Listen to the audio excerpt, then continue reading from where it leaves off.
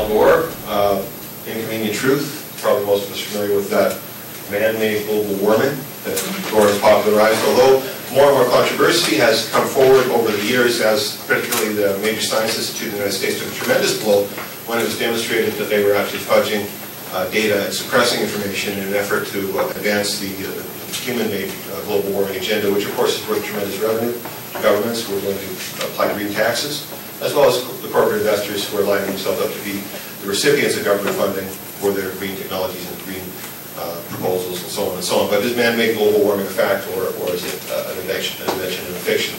Gore has taken a lot of heat for being a front for that agenda, but most recently he was accused of an indecent act.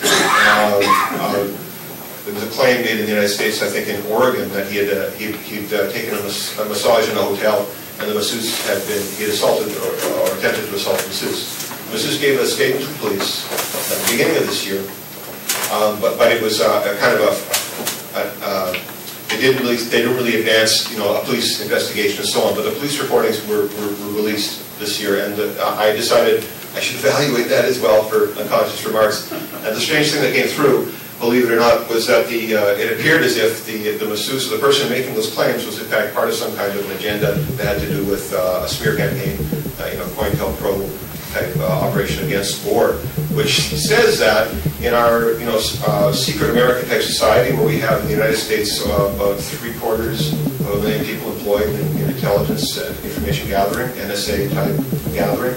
This was a lengthy series that was published, I think, by the Washington Post.